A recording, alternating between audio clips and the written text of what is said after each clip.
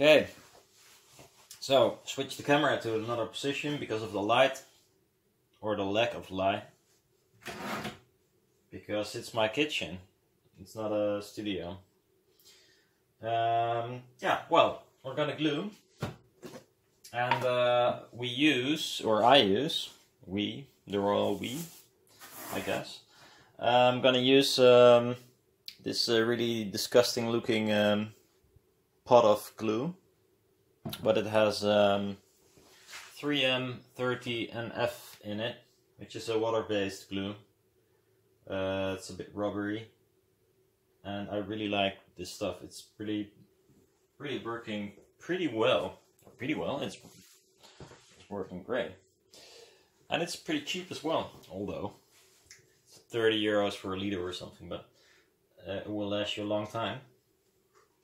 And well, first gonna do the wood. And why? Because it's gonna soak in the MDF like in seconds. So I use quite a lot now, but will be gone in no time. It's this exceptional attribute of MDF. If you ever tried painting MDF or spray painting it, you know exactly what it is. It sucks because you can use like liters of paint and it still looks like shit.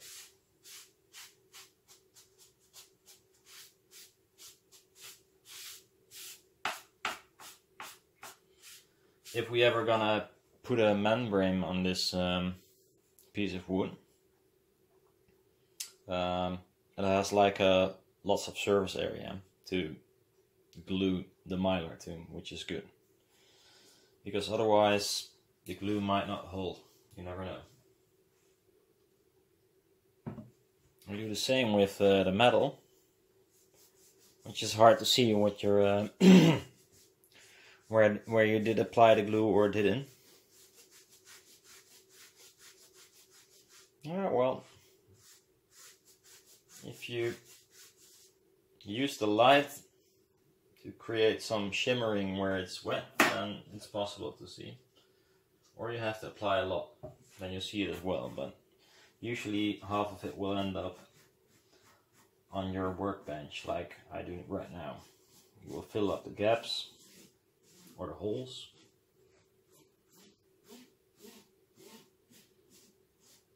And it's a waste of glue.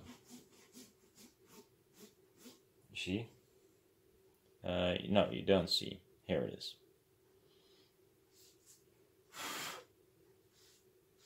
I used too much.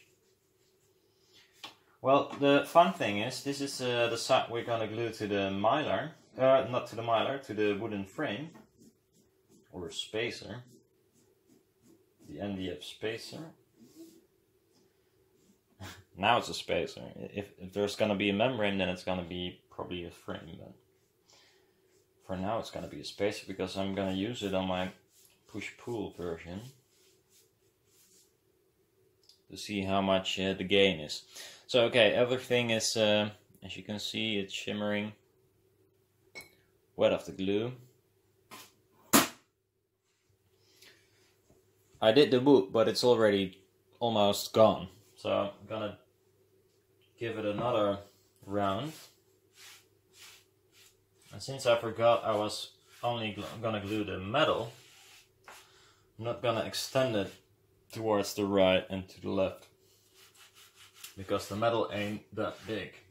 So I can put glue over here, but it's not gonna do anything. At least not for keeping the metal in place. Okay, so we let it dry. Then we're gonna glue or put glue on the magnets as well. I'm not gonna use a lot because I will screw up my tool, or at least get glue all over it, which I don't like. You can get it off with acetone, so It's no big problem, but it's extra work, so just gonna glue it lightly. And then when it dries, I'll put on another layer to build up some glue, because you still need some glue there, but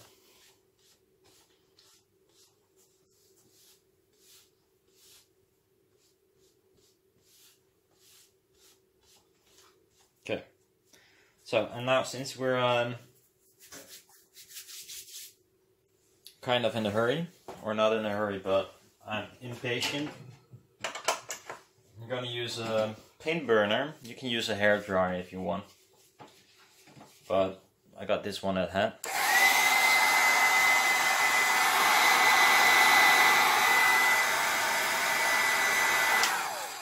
And we're not gonna heat up the magnets too much, because they will lose their strength, just a tiny bit, so it dries faster.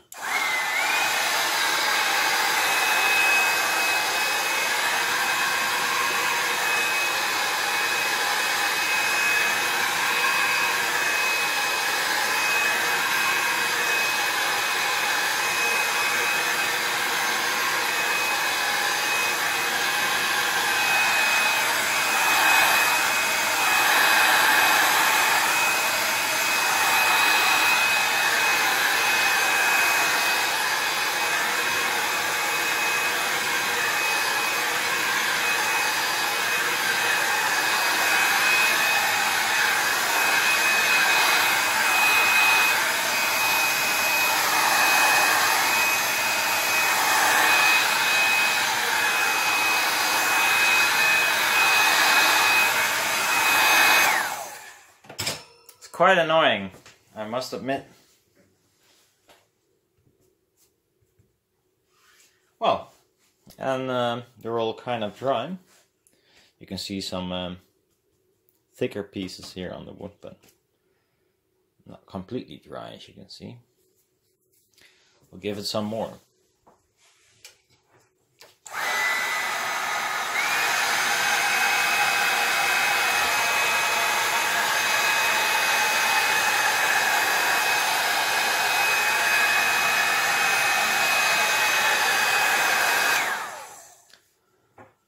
Like snow in the sun.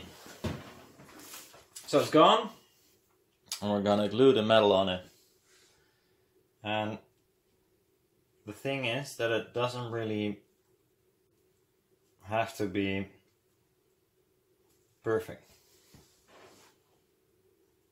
Although this is kind of crooked, but okay. And then we just push it.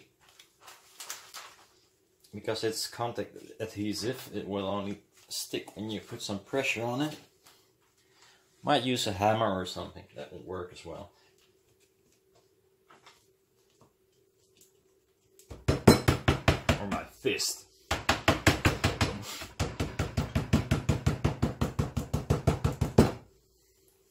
Might be sharp, so I'm not sure if this is a good idea.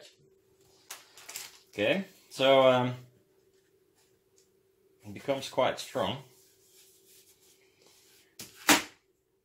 So, since we put glue on the whole metal frame, it's on this side now, which is good because we want to glue the magnets in.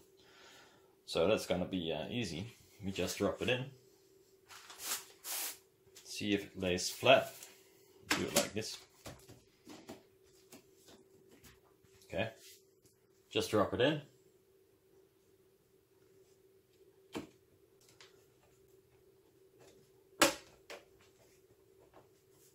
And we just, again,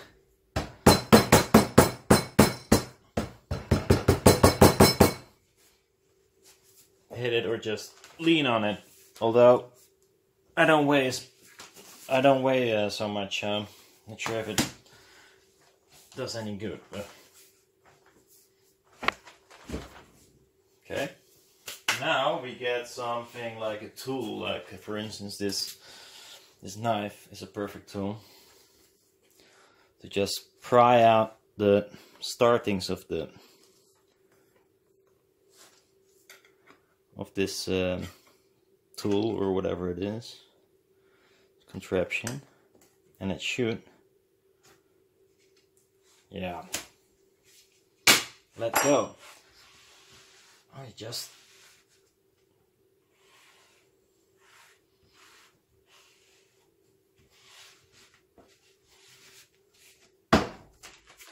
Well, there you have it.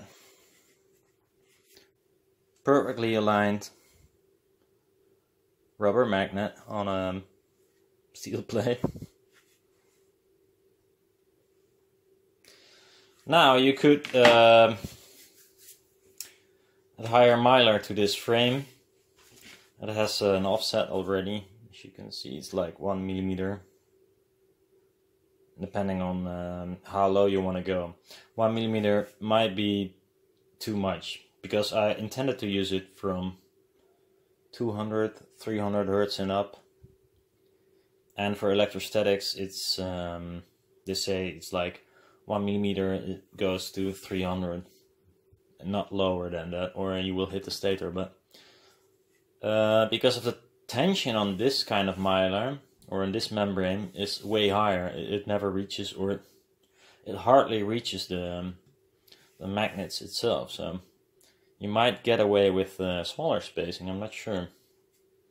Must try. Although, still I did not manage to hit the membrane against the magnets so far with 1 millimeter spacing. So I don't know, might be maybe we can get away with less, and will increase efficiency. So that's it. So I can put this one on the existing one with mylar and wires on it, and see what I gain.